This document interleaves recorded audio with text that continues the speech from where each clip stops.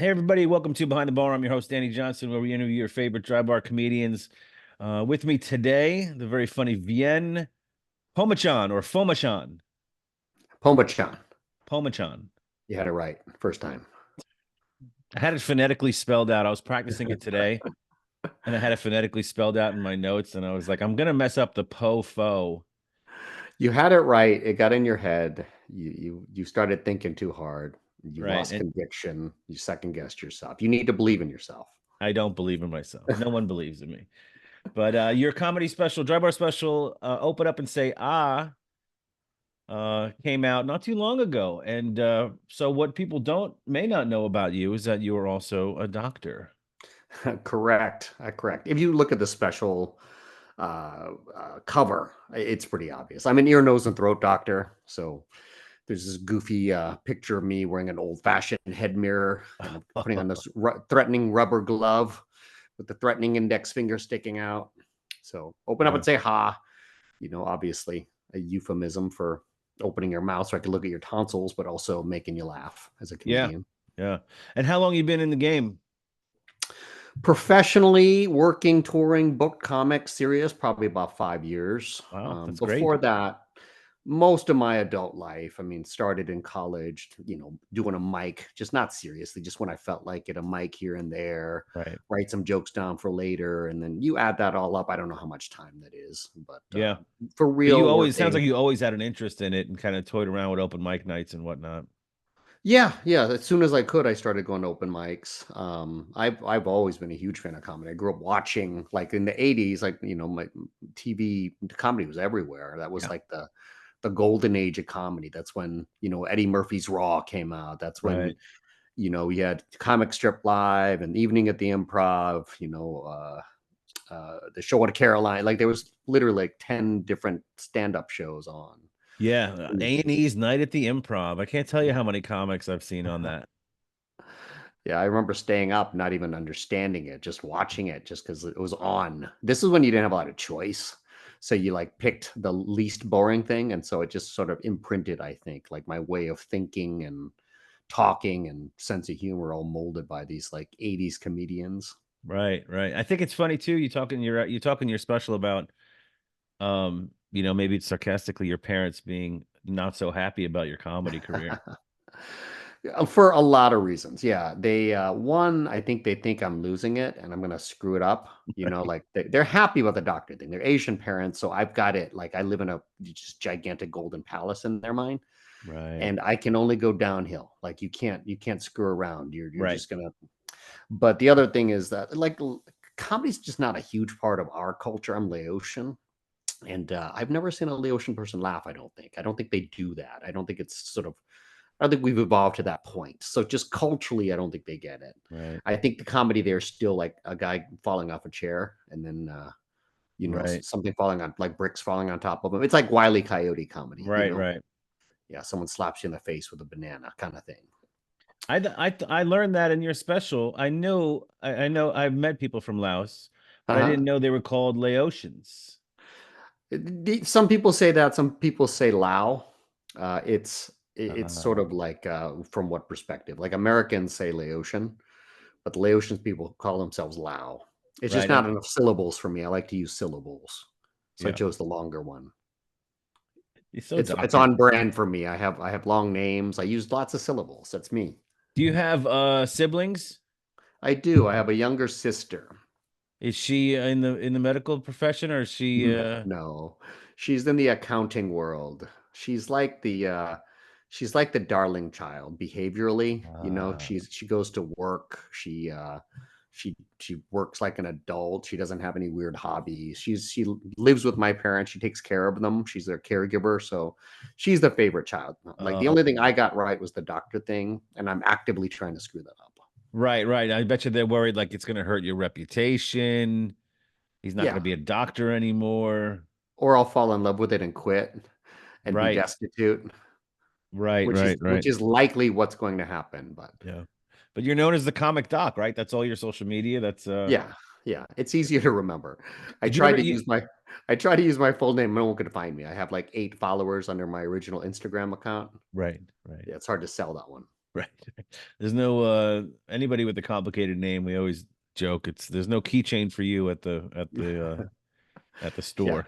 I can never buy one of those souvenir, stickers or like Right. refrigerator magnets at the airport. There's Right. never a Vien Sook Pomach on there. Never. Right. Not once. In your so when you go to prepare for your special, you have a wealth of materials having done it 5 years. Did you kind of just decide to go with the greatest hits, or did you put together a specific set, weeks in advance, or how'd you prepare? Well, there's rules with dry bar. I mean, there's you have to work within the confines. I mean, I had to stick to the cleaner material. I'm not generally a dirty comic at all, but Right. there's a little bit of innuendo. There's a little bit of edge to my comedy, and you can't really go too far from the middle with Right. dry bar. So I stuck to the cleaner material, but it does get a fair number of my more signature bits, things that I think are more funny. I think everything good in my Right. set is there. Right. Kind of tells who you are, why you Yeah, got into it, little yeah, family dynamic, stuff like that. yeah. And I try to pepper in a little bit of every part of me, like the Yeah. Laotian part of me, the doctor part of me, the family. Try to get it like a sampler, because it's a shorter special. Most people, I don't know if everyone knows, they're only 25 minutes long. Hmm. So it's not a long special. So you want to get like an appetizer plate out there, a little Yeah. bit of Yeah. everything. I wish when I did mine in 19, it was 40-minute specials. I kind of wish Oh, it was the shorter one, yeah. a little easier to do a second one, if I wanted to. Yeah, it was fun though doing that length. I think most comics can do, you're in the strike zone for a long time there. You can keep people's attention span. I like the length that they have it now. Yeah. I guess I mine being more recent, I think that's how they are now. Yeah. I didn't Yeah. I realize think they if were I do longer another before. one, dry bar or not, it'll be 30 minutes. It'll be a nice tight, you know, something people can enjoy quickly. I saw your original special, Chusky, right? The Yeah. The Chusky Chusky Live. Life. I liked it. I remember we were supposed to work together. I don't know if Mm. you remember this. Soon after yours came out, you and I had a show together, but I think this was a COVID thing. We got COVIDed or something. Oh, Ended up okay. not happening. So we ended up Interesting. not doing the show. Yeah, and I think that you might have almost done a guest spot somewhere too recently for Katie in a Katie gig or something. I forget. I think it was Jenny Gonzo. Oh, She right, right, right. asked me to host, but I wasn't available. Like Okay, okay. you were near me. She had wanted us to meet. She thought would be a good sort of clean comic duo. I just couldn't make it. I'd already had a previous booking. Right, right, So right. a lot of near I misses here. Yeah, a lot of namers, but now we're here. Look at this. Have you Here have we you are. have you ever had a patient recognize you from your stand-up? Uh, I have had patients. Yes, I've had just about every version of that. I had a patient come up to me after the show and say, "Hey, I'm your patient." And then I've also had people come to the clinic and be like, "I didn't know you did this." Like some of them saw the dry bar or my YouTube clips or whatever. With the internet, obviously now they search you to see your health grades, but Right. with SEO, the comedy stuff goes to the top. The video stuff gets priority, so they see Yeah. my comedy before they see my reviews. Is this guy a So real doctor? I'm Googling this, yes. honey, and I can't find anything. So I do have this awkward moment where people go, "Are you a comedian?" And then I go, "Yes." And then they're disappointed because I'm very dry and serious after that. Right. Because you're trying to get him help. You're trying to help him. Yeah, you can't be that guy at work. Right. You have to be Doctor Me. So I'm dry and serious and professional, and then when I'm at work, or the other work, I'm silly, funny, gregarious, Yeah, I think loud. I think you diffuse like in your show. I like the way that you diffuse or prevent anybody from asking you for medical advice because you Yeah. say something to the effect of, if you ask me medical advice outside of office hours, it's for my pleasure only, the Yes. diagnosis. Because it happens. That was out of necessity. It is genuinely annoying when people try to ask you something. Like they'll be like, "Enjoy the show." And you're an ENT, right? Are you really an ENT? And then they're like, "How am I have these sinus issues." And then I immediately have to be like, "I don't want to talk to you about these. Right. I'm in a different place in my world right now, and I'm gonna do something funny. I'm gonna tell you something inaccurate for my own amusement." Yeah. I have a little chunk in my new hour about my ENT. Yeah. Um, and it kind of goes into me having or used to have a sleep apnea machine. I couldn't wear it any longer. I just subconsciously took it off every night. But my favorite part of my ENT was that he talked. This is how he talked. He would go, and this is not verbatim. I'm trying to recall. He goes, it looks like you have sleep apnea. Well, what is sleep apnea? It's when you stop breathing several times an hour. In your case, 12 to 17 times an hour. What do we do about sleep apnea? Well, there's several things we can do. One is a sleep apnea machine. Two is a surgery if your BMI is correct. It looks like you also have a deviated septum. What's a deviated septum? Well, it could have happened at birth. It could have been. And then he talks like that. And then at the end of it, he goes, "Do you have any more questions?" And I was like, "Do you have any more questions that you want to answer yourself?" It's like he just read the FAQ to you at the end of like the machine's information. Yeah, yeah, yeah. So I tried this. I tried the sleep apnea machine, but it is not for me, my friend. I don't think anyone wakes up and has that on their gift list, Right. for Christmas. I think it's more of a something that's forced on you. Yeah. Yeah. One of my favorite bits of yours in your special is the spaghetti map, the relation to hurricanes. Yes. And they Yes. show, and because I just you picture it when you're telling the story. You talk about Uh-huh. hurricanes and the weatherman, and there's like 50 lines. It looks like a bunch of Uh-huh. spaghetti. But Yeah. you would never do that with surgery. Yes. I mean, living in Florida, there's a season every year, from like June to November where it's like the weatherman's like it's his time, Yeah. it's his headline, it's his dry bar. Okay. He gets up there Yeah. and every day they got to show us like all the storms coming. And there's so much information that it's like useless. There's so many different paths and Right. colored lines, and it just literally looks like a kid scribbled on a map.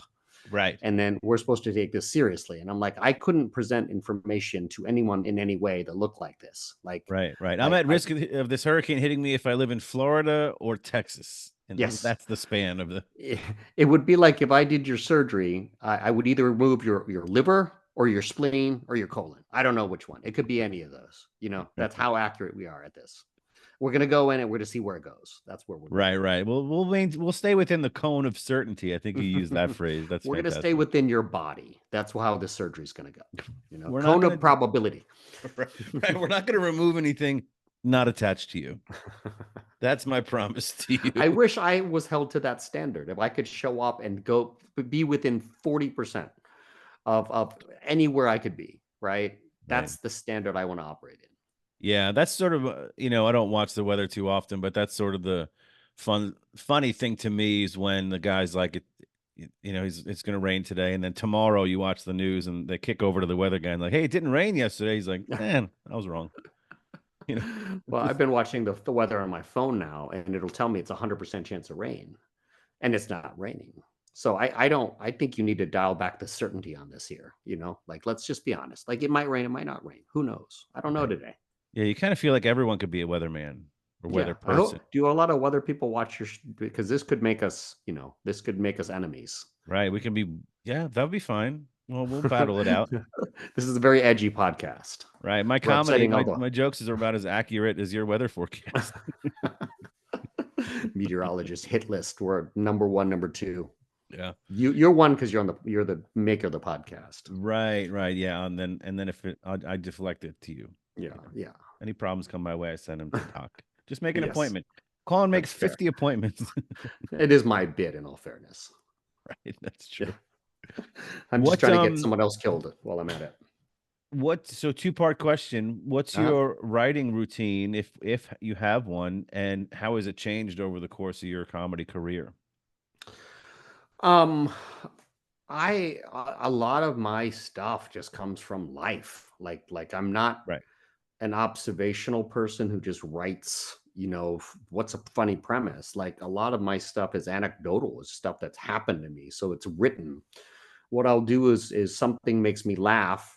I have notes on my phone. I'll just Right. write down the premise and I'll let it sit there. And then I get a lot, like when this list gets long enough, I'll sit down and I'll see if I can get material out of this premise. Um, right now, I have a friend who's like a serial like hobby person. Like he's never done anything for any length of time. Like every week I show up and he'll be like, I'm in the kayak fishing club, and he'll do that for like 2 months. He'll spend thousands of dollars on kayaks and fishing gear.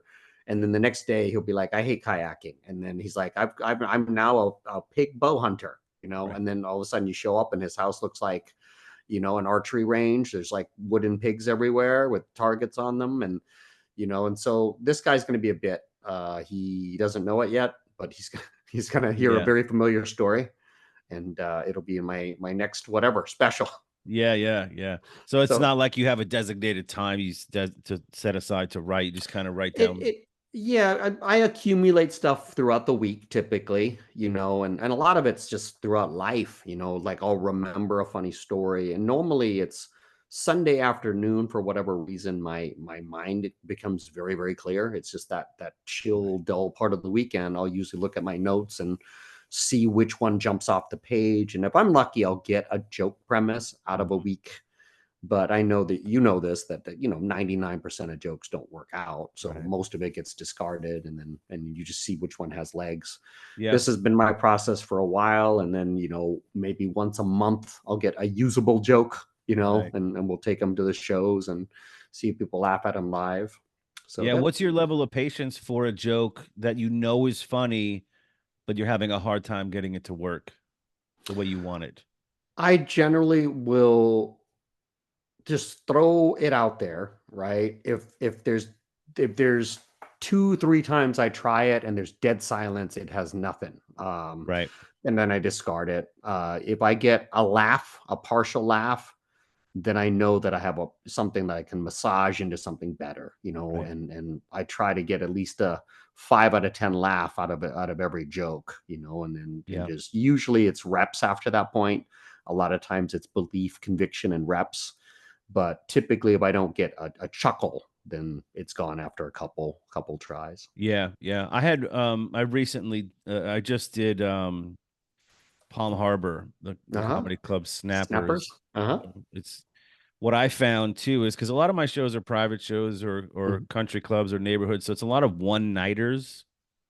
This was the first time in a long time I got to do 5 hours of material, 5 shows, 3 nights in a row, back to back to back. And I found that by the fourth and fifth show, I had expanded on some jokes Mhm. and Mhm. felt so being able to do that, I wish I could do an hour every night because I can only imagine what I can get out of that. Yeah. Though those are my favorite weekends because usually you get like a sold out show, you get that show you just want to do ace material. You just want to knock it out of the park. And then you'll usually get one dud show where it's like a late night show, low attended, and then it becomes a little bit of an open mic for me. Like Yeah. you do your set, but then you can work in a couple jokes just to avoid your own Yeah. boredom. But then at least you have an honest, true audience, and you can work out some stuff. So usually Yeah. I'll pick the week show of the weekend to try out.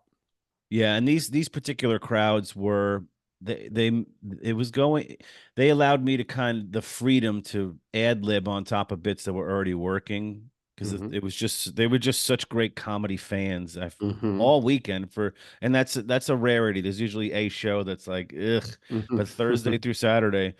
So Wow, that's by great. I'm looking forward to I filmed all 5 shows as much as I Hmm. hate watching myself. Going to have to if I want to remember Yeah. what I do you have a hard time watching yourself too? I used to. I force myself to now. Yeah. It's part of it's practice. It's part of the Monday, morning quarterback. I know that it's a necessity to be a good comic, so you have to do the work off hours. You can't just have the euphoria Yeah. of the show. But the hard part for me is I'm hypercritical. Like I've done shows where I just felt like a rock star. It was awesome. And then you watch the film and it just doesn't capture the energy. Film, you lose Yes. a little bit of the crowd energy. And even when you have a great show, it's a great show. It doesn't sound as great on film because we're not filming like Dry Bar does. We're filming ourselves. We're not Right. getting as much of our audience. The audience isn't mic'd. And so it always kind of steals the joy of the experience a little bit. But technically, it allows you to look at your expressions, look at your delivery, Yep. look at your timing, look at your, how organic you look, how rehearsed you look, how mechanical you look. I'm a junkie for it. I record pretty much every show. as long as there's somewhere to record. And I think Hmm. that's been, yeah, I had some people who taught me early on that that's a good habit to get into. It's the hardest thing to force yourself to do, Yeah. but it's so instrumental. Yeah, it's definitely, and what a great point you made. I wonder if some of my hesitancy to watch myself is that it's a letdown from the experience I had because it's a recording that I made from the back of the room with wait staff all Hmm. around and whatever. Hmm. I have this memory of how great it was, and I watch it. I'm like, "Eesh, Yeah. it's okay." Well, yeah, I didn't realize when you watch a comedy special how much energy goes into miking the audience. There's like Yeah, mics in the air so that when you hear the audience response on a special, you go, "Wow, this guy's great." But when you watch yourself filmed, you only have a mic facing you, and so the audience is lost in it. So you really just miss that. What we want to hear is the audience yeah, laughter. So you have to remind yourself that the show was better than the recording and that yeah. sort of thing. I was recently informed that there are of two comedy clubs that have the audience mic'd already. If you wanted to film, Mhm. and that's the one in Marco Island. Is that off the hook? There's one in Naples called Off the Hook. Yeah, maybe that's Yeah. it. Yeah. Off the hook and Uh-huh. Zany's in Nashville. Oh, really? Yeah, I think I've I I've been to Off the Hook as a guest. I have right. not been to either as a performer. Yeah. I've heard great things about both. Yeah, and you're in the Sarasota area? I'm in Sarasota, Lakewood Ranch, technically, just right Okay. outside of Sarasota. And did you grow up there? I grew up. Home for me is technically St. Pete, Florida. That's where I spent the most of my time. Okay. But I've lived sort of all over the place. I'm I'm sort of a vagrant. I was born in Laos. You were lived born in in the Laos. I was born in Laos. Yeah, Okay. my family lived in the Boston area in my early life, and then we moved to Florida, and we've been in Florida since. But I went away to school. I lived in New Orleans, so I've kind of split time in a lot of places. Wow. What did your dad do? My dad's a machinist. Interesting.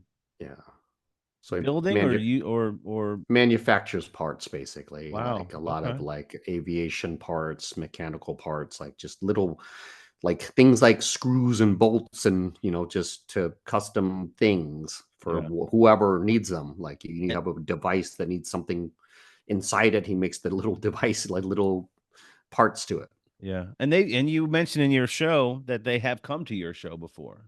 it. Yes. And was it only that one time or have they been again? One time. That's all they needed. That's all I needed. Yeah, I bet.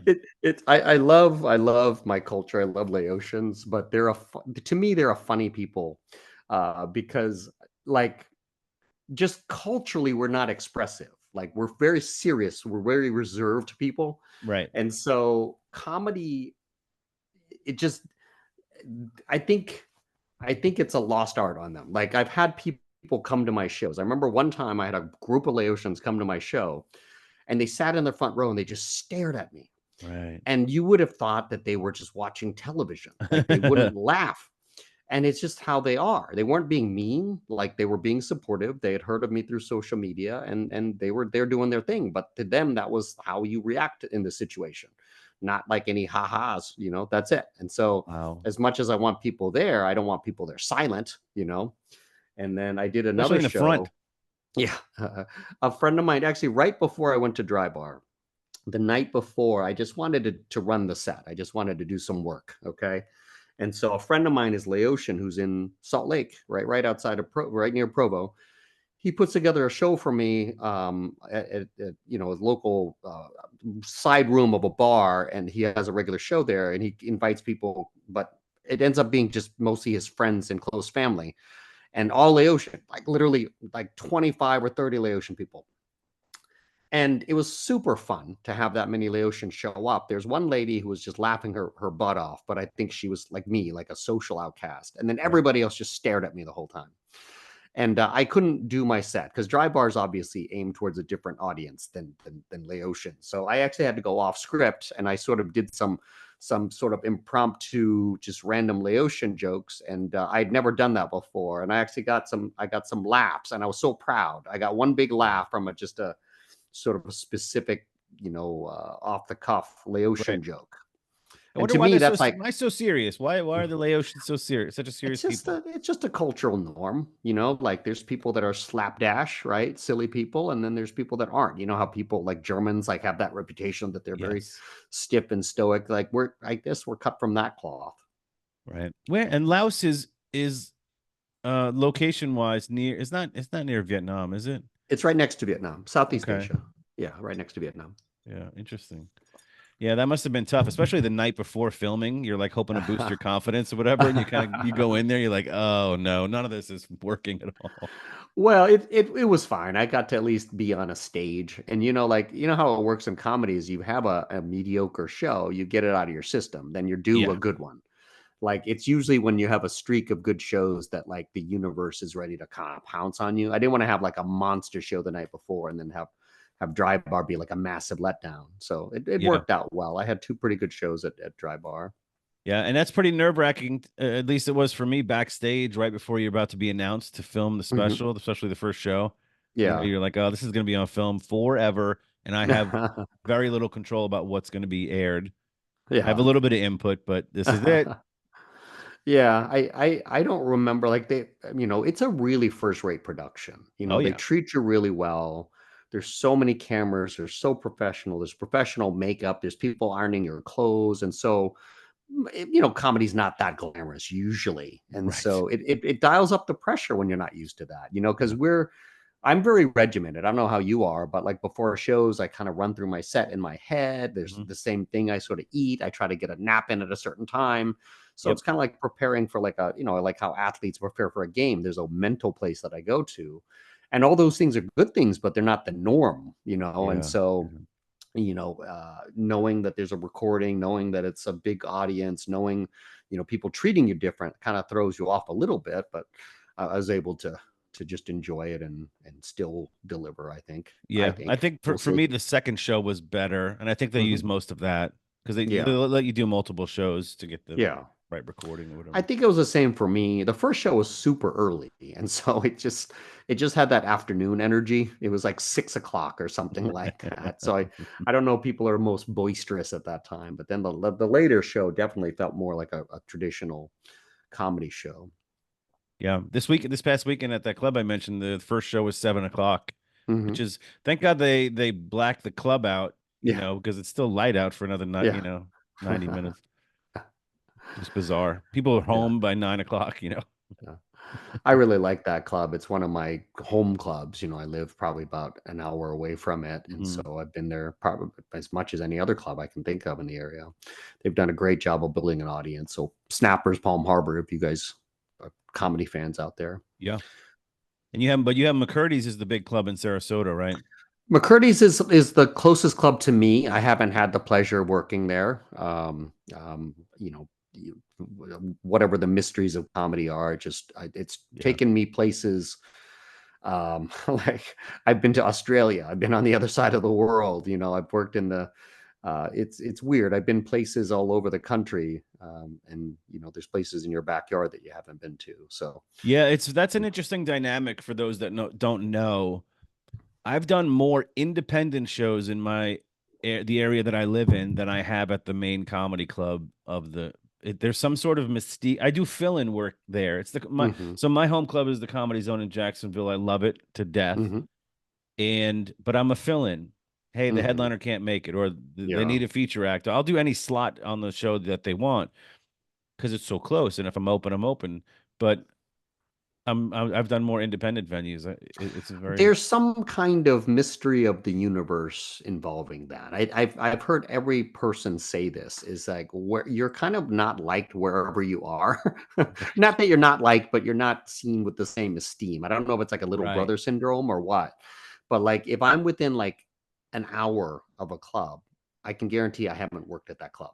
right. But but I've been flown places. You know, I've done theater shows, I've done big corporate gigs, I've Yeah, done, you know, like this sort of thing. And like someone in Minnesota booked me recently from my dry bar, and I was like, that's cool. You know, I'm doing a state street theater in Minnesota without having done my home club ever. yeah. So yeah, I don't know how there's some sort of mystical hex on the local comic. Yeah, it's interesting.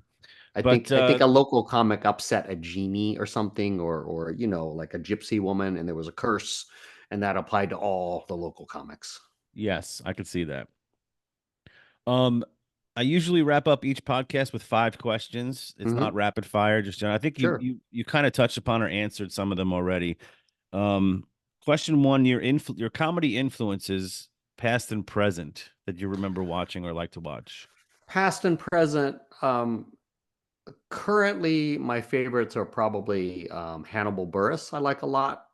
Nate Bargatze, John Mulaney, Yep. Mike Birbiglia, Brian Regan.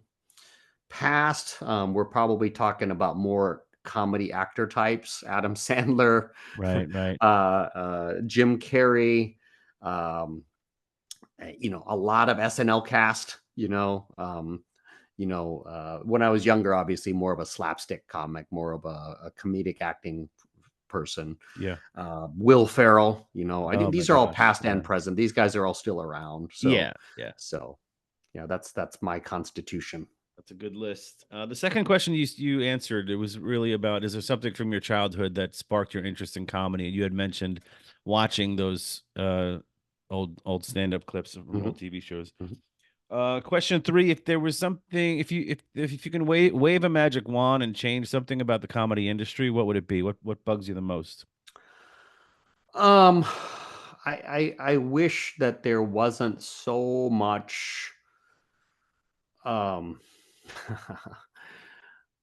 I think that the quality of the comedy has gotten lost in this comedy world. I think that there's a lot of like what's hot at the moment, and lots of eyes and social media viral stuff that Mhm. drives who gets booked.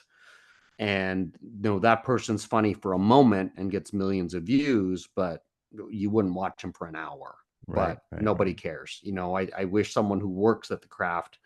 I saw a comedian recently, and it's hard for me to watch comedy now. There's very few comics I'll watch, and Right. I worked with an OG, Dennis Regan, and I just loved how well he writes jokes. Like, Yeah. you could tell he's done it for a long time. He's really, really funny, and I could watch him for an hour and not feel like I was spending any time. And I miss, like, those guys aren't the ones hitting it big on social media. They're not the ones making a big splash with millions of views, but they're also the guys who are, like, don't have, I think, as much respect Right. as I think they deserve. So I think people who work at the art, who put in the time, who could do a good hour, those are the people. I wish that was more recognized. Yeah, yeah, it's the business of comedy, right? At a comedy festival I was in not too long ago in Minnesota, that's what they told me. Like, if I thought the guy was one of these guys, he was like, even if I thought you were a better comedian than another person, I would book them if they could fill the room, guaranteed. Yeah, I butts don't and care what seats. he goes. I I don't care mean, what they which I do. totally understand. I Yeah, completely understand. They're running a business. They need to sell tickets. yeah, But sometimes it's hard to get that big moment that you can sell to everybody. right. Could they come back the next year with a different show? You know what I mean? Like with new Yeah. jokes and stuff. Yeah. So, favorite place to perform? I did a festival in Chicago, and I had just an incredible experience at the Laugh Factory there. I mean, it's a big, beautiful club, and I just felt like it was an audience full of comedy aficionados. Oh, that's the best. They weren't casual fans. You could tell they'd seen comedy. I could tell that you could tell they recognized comedy. Yeah, And I had a set that I still send out as industry set now. It's probably one of the sets of my life, and so that was fantastic. Dry Bar was a fantastic experience. yeah. My performance at Dry Bar to me is up there in terms of how much fun I've had, how good the audience was. Probably, I mean, tie between those two. Yeah, I watched your Laugh Factory set. It's really strong. I enjoyed it. Yeah, Uh, thank you, appreciate it. Last question, and this is an interesting one because you're a doctor. So it's usually the question I usually ask at the end is, if you weren't a comedian, what do you think you'd be doing? So my question to you is, if you weren't a doctor and a comedian, what would you be doing? Oh, I have to pick a third thing.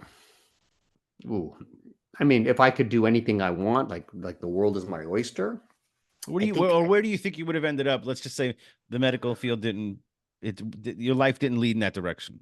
If I wasn't a doctor, I'm certain I would have been a comedian, like full time. Ah, okay. Like I'm splitting time between the two right now. But if I could do anything, money was no object, than being, a successful world traveling comedian. Yep. I would love that. Your Third wife choice enjoy would your be show? she does, but she's seen me 500 times, so 5,000 times. So she still travels with me when it's like a cool place, Yeah. like we're going to the Bahamas, she'll come with me, but Right. she won't go with me to like, Inverness, Florida. Right. Right. She'll skip those. Yeah. Then the gigs where you're going and driving home and you're doing the same set, Yeah. Yeah, she won't come to support me doing the same set at, right. Do you have any new some jokes, honey? Do you have anything new? she could do my set, I'm pretty sure. That'd be funny to see. Yeah. Cool. But your social media, Comic Doc, Comic Doc, COMICDOC. and that's I'm dot. on Your website's the same thing, Comic Doc. comicdoc.com. Yeah, all That's my hard to say. handles. Comic Doc. It is a little bit hard to say, but it's easier. ComicDoc.com. It's easier than my name. So Yeah, everything's complicated with you, Vien. I Everything. know syllables But and yeah, linguistics. check that out. You're on IG, Facebook, Yeah, YouTube, and you're TikTok. most importantly your dry bar special. Really well Yeah, done. thank you, I thank you. can't wait for us to work together. Yeah, yeah. I'm looking. We've been trying to make that work out. We need to actually perform at some point.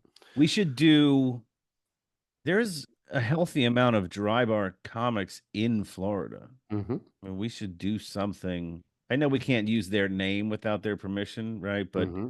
if we can kind of get together and do a theater or something, and Yeah, yeah, why not? I'm game. I'm game. I'm always good for a good theater. And I promise not to ask you any medical questions. I'll answer them, but they may or may not be correct. They They might won't be be, correct, and I'll like probably try whatever you tell me anyway because you're a doctor. Doesn't it'll matter. usually be an STD is what I'll diagnose you with. Usually, Right, it's my right, favorite. Like an old timey one though, not like a modern one. right, right. And then when I go to Yeah. my actual doctor and I say, "Well, I talked to this other doctor. He said I have whatever." You have consumption. Right. Yeah. Well, cool, man. We'll talk soon. Thanks for being on. Yeah. Thanks for having me.